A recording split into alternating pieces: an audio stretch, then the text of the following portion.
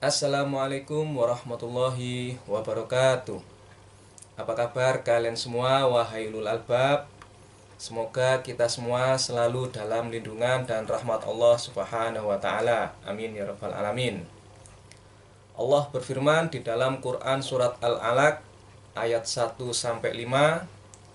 A'udzubillahi minasyaitonirrajim. Bismillahirrahmanirrahim.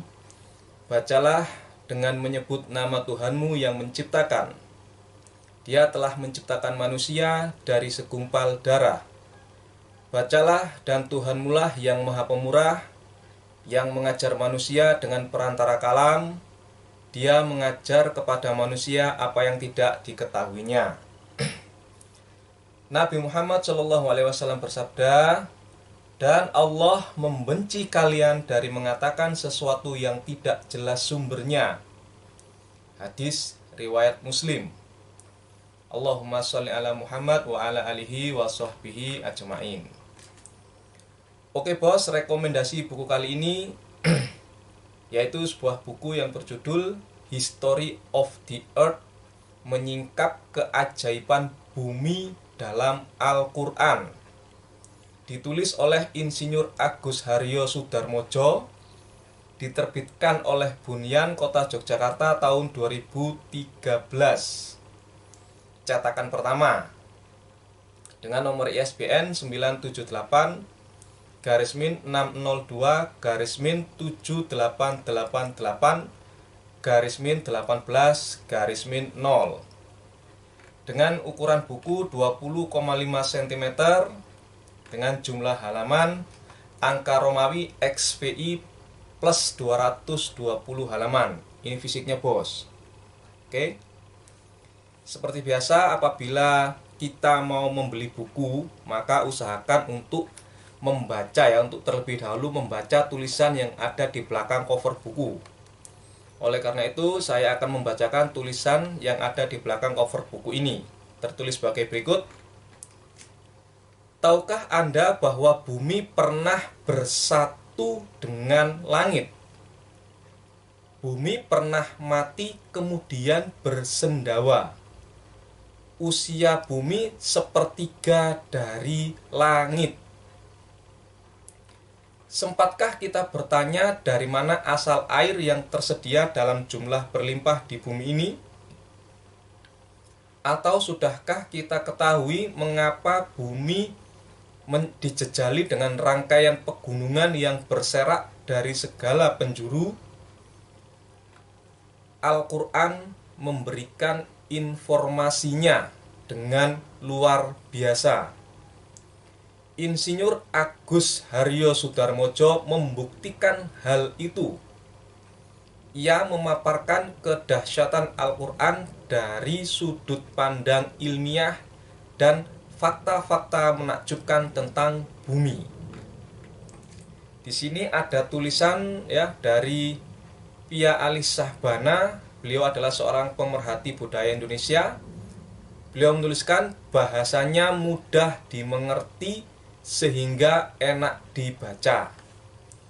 Lalu ada tulisan dari Dr. Nani Widiawati. Beliau adalah ahli konservasi bangunan lama. Beliau menuliskan, saya menitikkan air mata membaca buku ini. Lalu ada tulisan dari Lesy S. Latif. Beliau adalah wakil ketua Forum Komunikasi Alumni ESQ. Beliau menuliskan, buku ini bagaikan kunci pembuka kalbu. Itu tadi tulisan yang ada di belakang cover buku ini bos. Seperti biasa apabila kita mau membeli sebuah buku, kita harus membaca isinya sedikit. Lalu kalau tertarik kita beli. Oleh karena itu saya akan mengutipkan memberikan beberapa isi hanya 5 kutipan saja dari buku ini. Kutipan pertama ada tertulis di dalam buku ini, aktivitas gempa jika lebih besar, terlalu banyak makhluk hidup binasa. Jika lebih kecil, bahan makanan di dasar laut dalam kurung yang dihanyutkan aliran sungai tidak akan didaur ulang ke daratan melalui pengangkatan tektonik.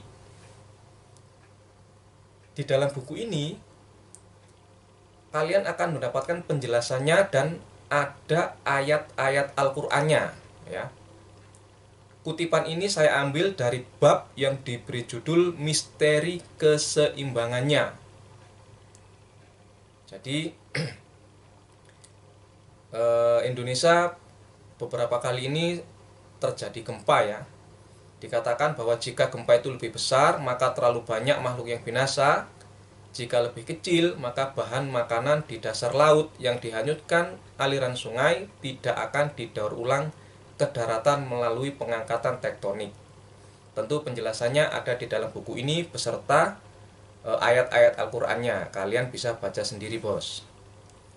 Kutipan kedua ada tertulis di dalam buku ini, tubuh kita, ya, tubuh kita ditarik oleh gravitasi bintang yang berjarak miliaran tahun cahaya dan kita tidak dapat melihatnya. Saya bacakan sekali lagi. Tubuh kita ditarik oleh gravitasi bintang yang berjarak miliaran tahun cahaya dan kita tidak dapat melihatnya.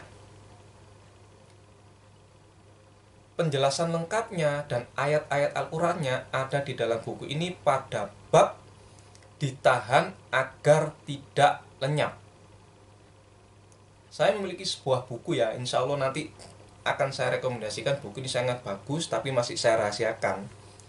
Di dalam buku tersebut tertulis bahwa apabila kita melakukan sholat, sejatinya adalah kita itu menyeimbangkan tarikan gravitasi benda-benda langit terhadap tubuh kita. Jadi liturgi sholat atau sholat itu adalah untuk menetralisir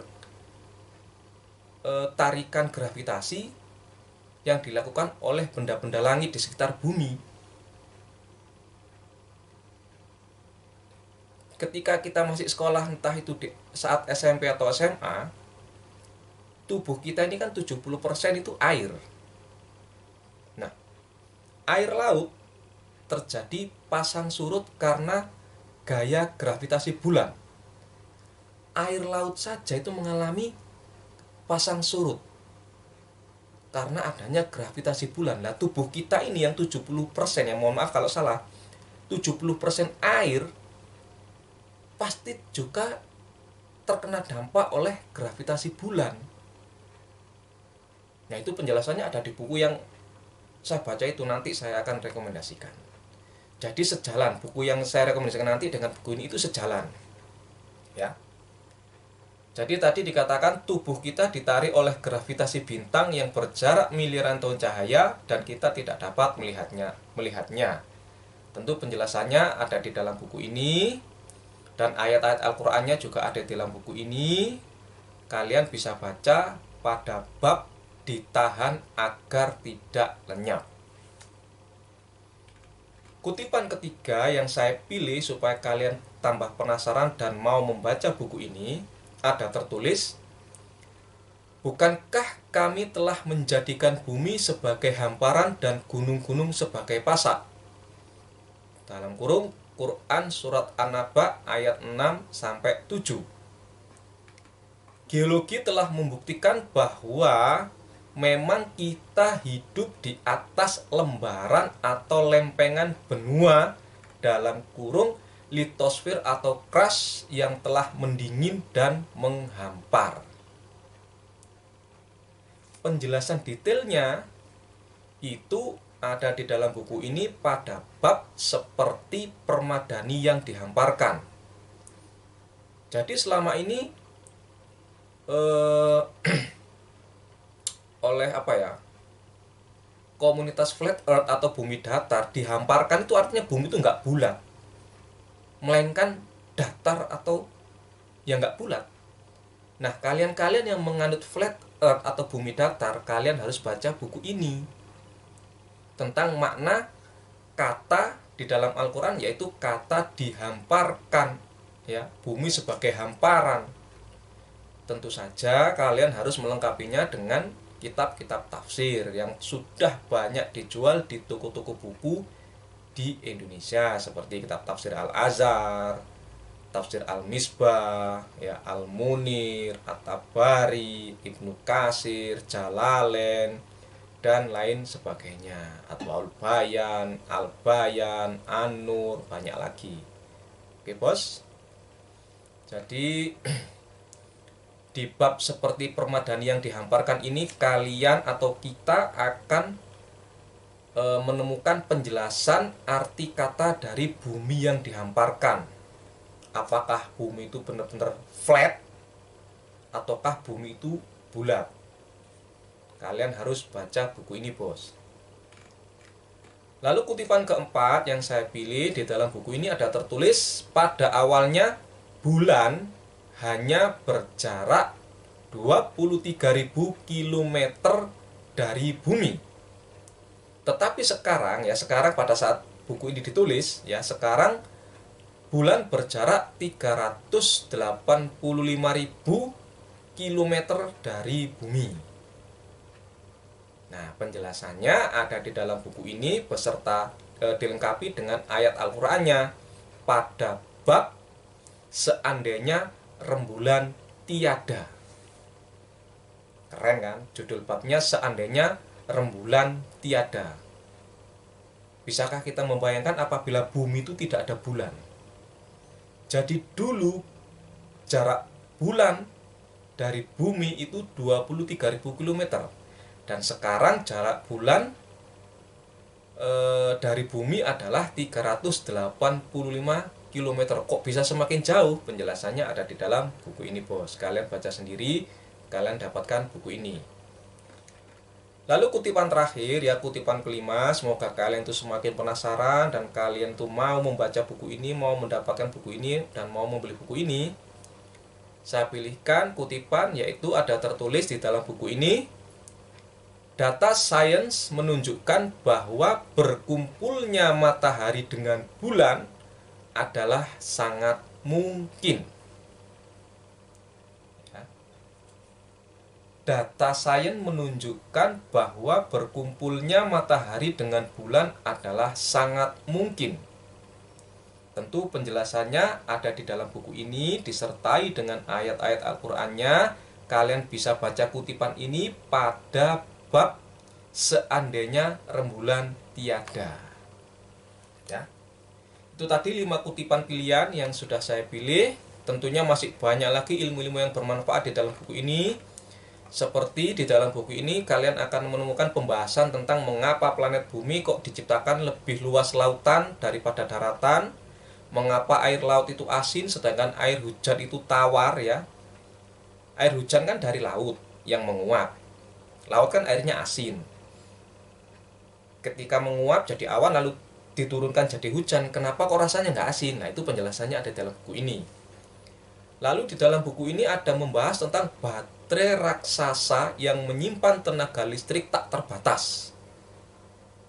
Jadi di dalam buku ini ada pembahasan tentang baterai, ya, baterai raksasa yang menyimpan tenaga listrik tak terbatas, dan banyak lagi pembahasan-pembahasan menarik lainnya. Ya. Buku ini sangat menarik sekali untuk kita baca, untuk kita miliki. Maka kita harus mendapatkan buku ini, kalian harus beli buku ini, lalu kalian baca dari halaman awal hingga halaman akhir.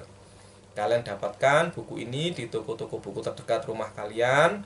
Kalau tidak ada, coba kalian hubungi langsung penerbitnya. Kalau tidak ada juga, coba kalian cari di online shop. Saya ucapkan terima kasih kepada penulis, penerbit, dan karyawan-karyawan lainnya, dan juga kepada percetakan yang telah berhasil menerbitkan buku ini. Karena buku ini bagi saya pribadi sangat bermanfaat, dan insya Allah bagi kalian juga akan sangat bermanfaat. Mohon maaf lahir dan batin.